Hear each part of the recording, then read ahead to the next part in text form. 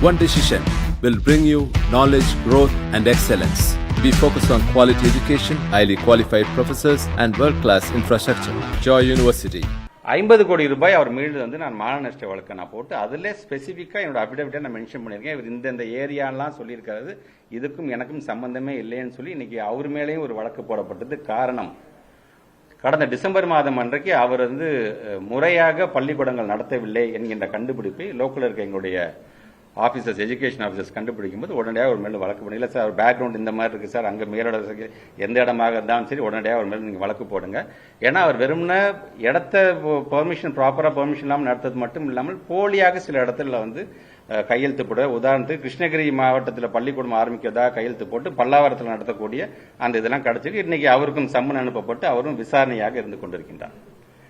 அதன் அடிப்படையில் இவர் பேசினாரா இல்லை என்னன்னு தெரியல. ஆனால் இந்த பேசக்கூடிய அமைச்சருடைய அந்த நம்பகத்தன்மை, எனக்கு அன்பு மொழி தான் தெரியும், கருணை மொழி தான் தெரியும் சொல்லிட்டு அவர் என்னென்னலாம் செஞ்சாருன்னு பேசின அந்த அமைச்சர் அன்பில் மகேஷ் பொய்யாமொழி மீது இது போன்ற ஒரு அவதூறை சொல்லியிருக்கிறார் அப்படின்னு தான் நான் பார்க்குறேன். பேசும்போதே அவர் சொல்றாரு, முன்னாள் அமைச்சர் கூட இப்போ இல்லை, ஆனால் இதை நான் சொல்லவே வேணான்னு பார்த்தேன், ஆனால் இதுக்கு நானே சாட்சி என்று சொல்லிக்கிறார். அப்போ அவர் கொடுத்தது மிகப்பெரிய தவறு.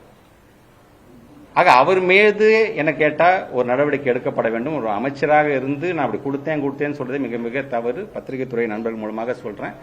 கண்டிப்பாக இதை நம்ம வந்து டிவிஎஸ்சி டைரக்டரிடம் இதை புகார் அளித்து அவரை உடனடியாக, நான் தானே சாட்சின்னு சொல்றீங்க, உடனடியாக அவரை கூப்பிட்டு நீங்க விசாரிக்க வேண்டும் அப்படிங்கறதான் நான் வைக்கக்கூடிய ஃபர்ஸ்ட் ரெக்வஸ்ட். அவர் பேசும்பொழுது, ஒவ்வொன்றாக பேசும்பொழுது, ஒரு சட்டமன்றம் நடக்கும்போது எங்களுடைய மாண்புமிகு எதிர்க்கட்சி தலைவர் அடிக்கடி சொல்றது போல எப்படி மடைமாற்றம் செய்கிறார்கள்.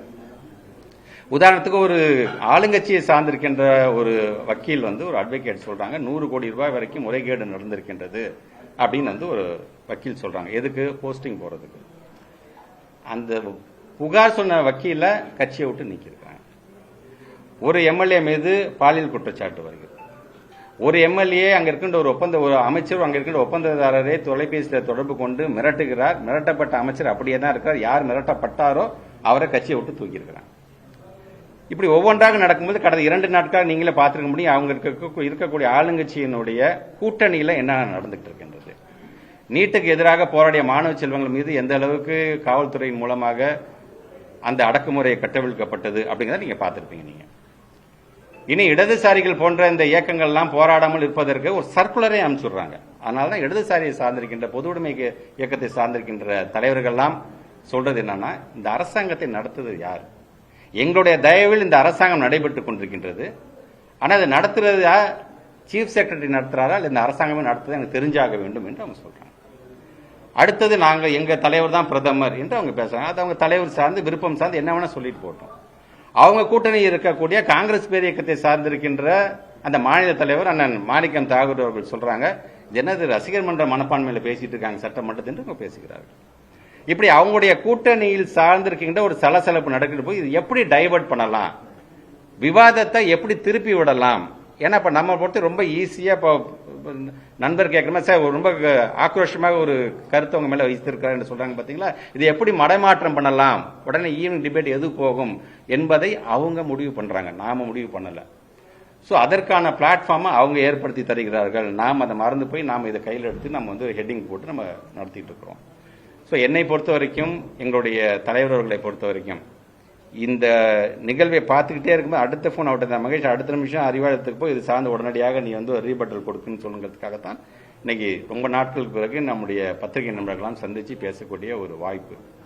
ஒவ்வொரு முறையும் பள்ளி கல்வித்துறை சார்ந்து மானிய கோரிக்கைகள் நாங்கள் பிரசன்ட் பண்ணும் பொழுது ஒவ்வொரு என்ன மாதிரியான திட்டங்கள் அடுத்தது நம்ம அந்த பிள்ளைங்களுக்கு நாங்கள் கொண்டு போவோம். இன்னைக்கு அவங்க பேசுறாங்க பாத்தீங்கன்னா ஸ்டெம் சார்ந்து, இப்ப அடுத்தது அதுல ஸ்டெம்ல STEAM வந்துருச்சு, ஆர்ட்ஸ் சார்ந்து. இன்னைக்கு பள்ளிக்கல்வித்துறை அமைச்சர் சொல்லாது பாத்தீங்கன்னா கணக்கு பாடத்தை கூட நாங்க வந்து கதை வடிவத்தில் நாங்கள் கொண்டு போக போகணும். எல்லாத்தையும் கொண்டு வந்துட்டோம்.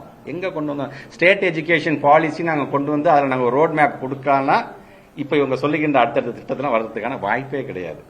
இப்படி ஒவ்வொன்றையும் பார்த்து சொல்லும்போது நீங்க சம்பந்தமே இல்லாம ஒரு குற்றச்சாட்டை வைக்கிறார் ஒரு கல்லூரியை நடத்தக்கூடியவர். கேபிடேஷன் ஃபீஸ் என்னன்னு தெரியுமா? அந்த கல்லூரியை சார்ந்திருக்கின்ற அவரே நடத்துற கல்லூரியில் ஏழை பிள்ளைங்கள்கிட்ட இருந்து கேபிடேஷன் ஃபீஸை வாங்கி கல்லூரி நடத்துறவர் எங்க மீது இது மாதிரியான ஒரு குற்றச்சாட்டை சொல்றதுதான் எனக்கு உள்ளபடியே வேதனையாக இருக்கின்றது. அவர் எது சொன்னாலும் சரி அதை எதிர்த்து நிற்பதற்கு, அதை எதிர்கொள்வதற்கு நாங்கள் தயாராக இருக்கிறோம் என்பதற்காகத்தான் இன்னைக்கு உங்களை அழைத்து நாங்கள் இந்த விளக்கத்தை நாங்கள் சொல்லியிருக்கிறோம். இதுல எது விசாரிச்சாங்க உங்களுக்கு கூப்பிட்டது விசாரிச்சாங்க இல்லை இல்லை என்ன நடக்குது அப்ரூவலுக்கு நம்ம என்ன பண்றோம் இல்ல அதான் சிசிபில கேஸ் இருக்குன்னு சொல்றீங்க அது சார் நம்ம எப்படி பேச முடியும் சிசிபி அது நியாயமும் இல்லை அதில் இப்போ அதில்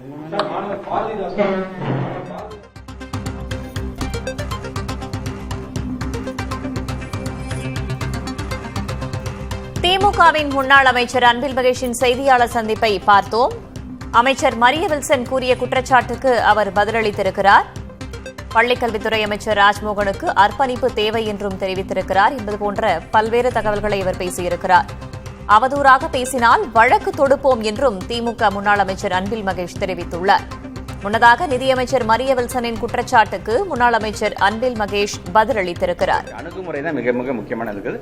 நீங்க சொன்ன அந்த செய்தியை நான் பார்க்கல, நான் அதோட உண்மைத்தன்மை என்னன்னு தெரிஞ்சுக்கிட்டு அதை சார்ந்தோம்.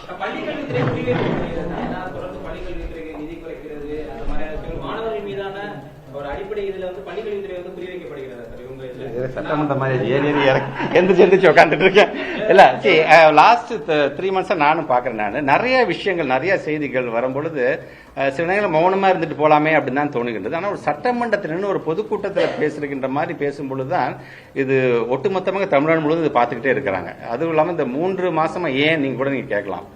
லாஸ்ட் 5 years நம்முடைய தமிழ்நாட்டுடைய முதலமைச்சர் தன்னுடைய 2 கண்களாக பார்த்தது 2 தான். ஒன்னு ஸ்கூல் எஜுகேஷன், இன்னொன்னு மருத்துவம் தான் சார்ந்து நம்ம கொண்டு வந்திருக்கின்ற திட்டத்தை அதோடைய அதை பின்பற்றக்கூடியது பாத்தீங்கன்னா ஒன்றிய அரசே நம்மளை பாராட்டுகின்ற அளவுக்கு நம்ம பின்பற்றி இருக்கணும். நான் ஏற்கனவே நிறைய நேரத்தில் சொல்லியிருக்கேன், சமகர விஷயா சார்ந்து 20 அப்ஜெக்டிவ்ஸ் இருக்குன்னா 20 அப்ஜெக்டிவ்ல 19 அப்ஜெக்டிவ்ல டாப் 1 எதுன்னு பாத்தீங்கன்னா நம்முடைய தமிழ்நாடு தான். 20க்கு 20 கேரளா. ஸோ இன்னும் எழுதி வச்சுக்கோங்க, இன்னும் வித்தின் ஒரு 6 to 7 monthsல 100% லிட்ரஸி ஸ்டேட்டா நம்ம ஸ்டேட் மாறப்போகிறது. நம்முடைய கவர்மெண்ட் வந்துருந்துச்சுன்னா இன்னைக்கு நேரம் நாங்கள் சர்டிபிகேட் நவம்பர்ல நம்ம வாங்கியிருந்திருப்போம் நாங்கள் அதை. பட் மேபி ஜான் ஆர் பிப்ரவரியில அதுக்கான சர்டிபிகேட் வரும். 100% எப்படி நம்ம கேரளாவை சொல்றோம் அது மாதிரி 100%. தாவேகா அரசின் மீதும் அமைச்சர்கள் மீதும் பல்வேறு விஷயங்களை முன்வைத்து பேசியிருக்கிறார் திமுகவின் முன்னாள் அமைச்சர் Anbil Mahesh. One decision will bring you knowledge, growth, and excellence. We focus on quality education, highly qualified professors, and world-class infrastructure. Joy University.